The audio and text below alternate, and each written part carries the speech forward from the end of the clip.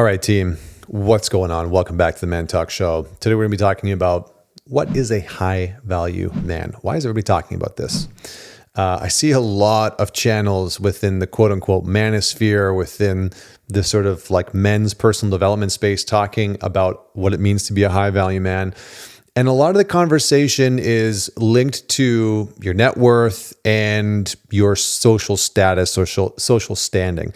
Now, those things aside, I'm not saying that those aren't important, but I think that that's actually a very small piece of the equation, right? If you have made good money, of course, there's going to be a status and a value that is attached to that as a man, but it's because it says something about who you are and likely what you've had to do.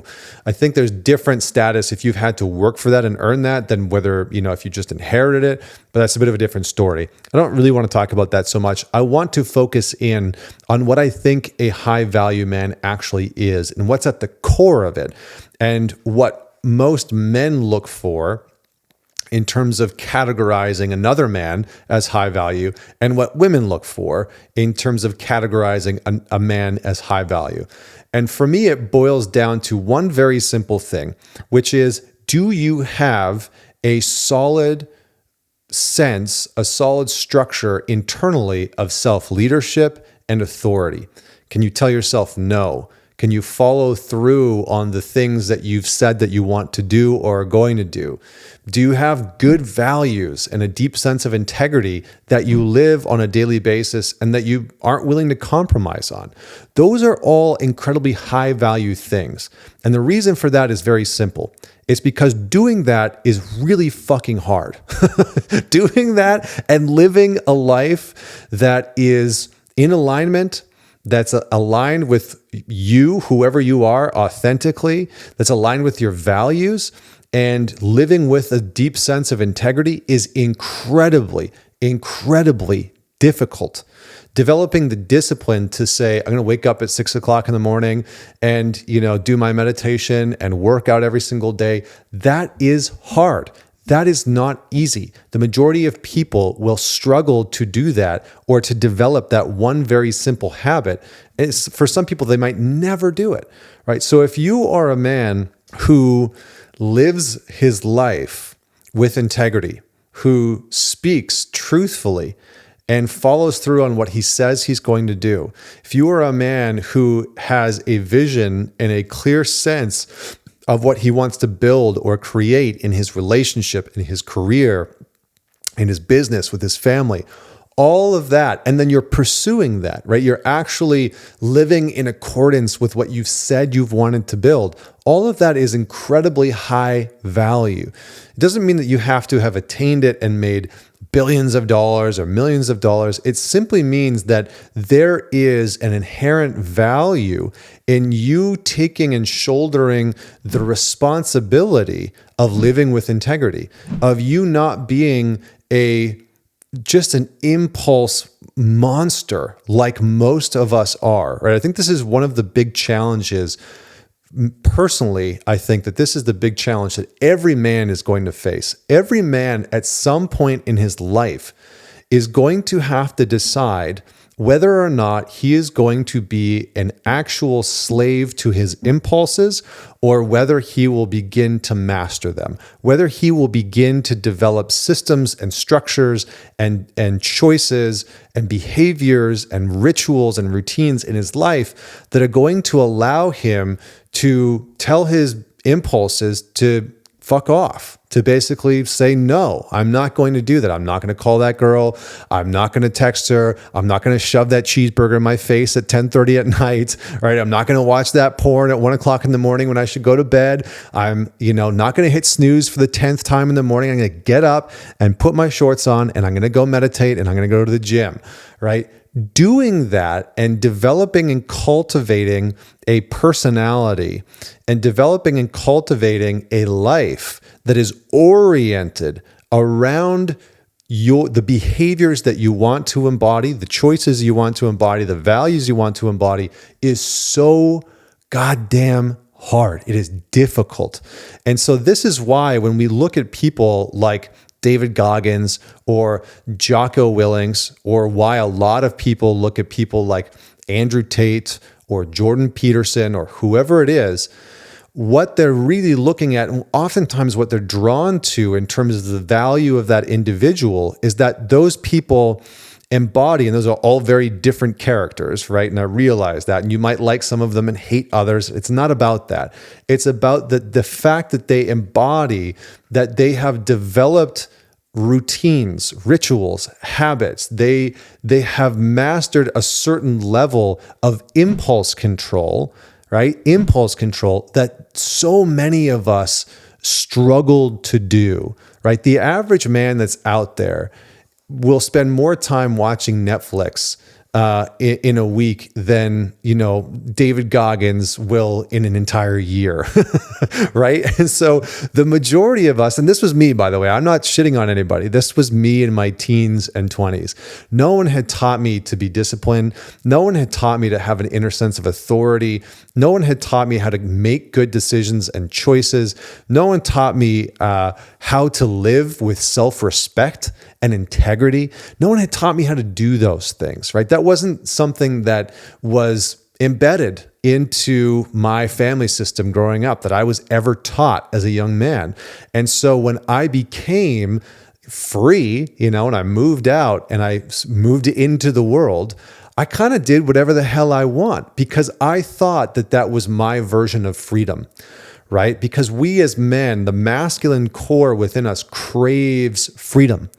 And every man knows that, right? Every man knows that one of his worst enemies is him, but it's his freaking impulses. It's his impulses to do stupid shit. Jumping off cliffs, riding your motorcycle or driving your car way too fast and recklessly, eating garbage that isn't good for you, hanging out with people that aren't good for you. Everybody knows that, right? Every dude, every man that has experienced being a man is like, oh yeah, I know what that's like. I know the impulse to want to see an electrified fence and just go touch it to see what happens, right?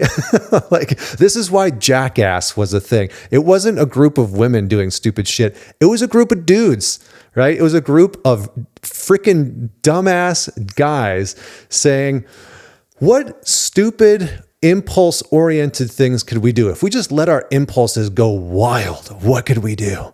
That's in every man. And so we all know, men and women know, that it is incredibly difficult for a man to rein in his impulses. The impulse to just be free and not have anybody tell him what to do, and not have any routine and not have any discipline, and to wake up whenever you want and go to sleep whenever you want, talk to whoever you want, and to just have that type of freedom and to not care, right? And to not carry any responsibility whatsoever.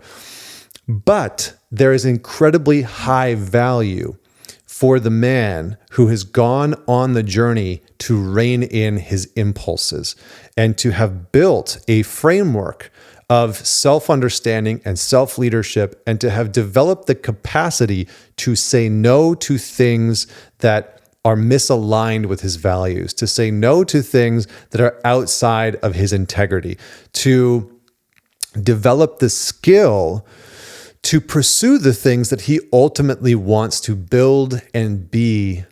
And whether that makes you rich or not is almost irrelevant. It's just incredibly attractive. It's attractive in gaining other men's respect, because we know, right? If you look at a man who has very real discipline in his life, and he's a man who has put in the hard work to rein in his impulses of self-destruction and bad behavior, you know that he has done something unbelievably significant. And for women, this is the real catch. This is why this conversation, I think, of high-value men gets a lot of attention from young women in today's world. It's because for women, it's a sign of trust. It is easier to trust a man who has developed this type of self-leadership and inner authority. It is easier to trust a man who has reined in his impulses, who has sort of like locked horns with the bull or the dragon of his impulses and said, okay, I've tamed you. I understand you. I know how you work. I know where you show up. I know where you like to play. I know where you like to try and engage me. And so for women, it is much more safe. It's much easier to trust. It's much more attractive, right? There might be a certain kind of attraction to a man who is incredibly impulsive, but that's usually, not to get too clinical, but that's usually a type of trauma bond, right? Women that are attracted to men that have high levels of impulse orientation, that just go and do whatever they want, whenever they want, and are super prone to risk that isn't necessarily healthy. That is a woman who is attracted to a man for almost all of the wrong reasons. And as a man, you don't necessarily want that either, right? Because that's part of your trauma. So anyway, we'll put that aside. But for women, they're attracted to this type of man. That's what high value really means to women. Is it's not just about how much money you have in your bank account or your social status or your social circle. It's really about, have you done the legwork? Have you gone on the marathon of reining in your impulse control? And have you aligned yourself as a man to your core values, to your integrity, to who you say you want to be and what you actually want to build in the world? And if you can do that and you're pursuing that, even if you only make 50 grand a year, you're going to be incredibly attractive, right? You're going to be incredibly attractive. Why? Because she will feel safe.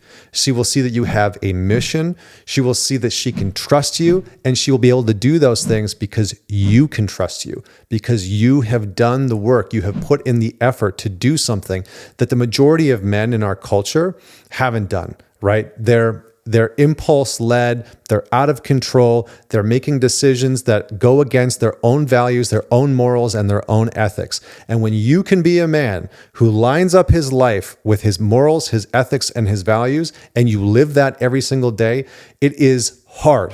It is very hard to do, but it is worth it. It's worth it for you and for your family and for your friends and your community and your culture, and all of the people around you benefit from it. And that's why it's valuable. So comment below if you're watching this on YouTube. Let me know your thoughts. What did I miss? What do you agree with? What do you disagree with? And if you're listening to this on the pod, on Spotify or Apple, don't forget to subscribe wherever you are. And don't forget to man it forward. Share this podcast with somebody that you know will enjoy it. So until next week, Connor Beaton signing off.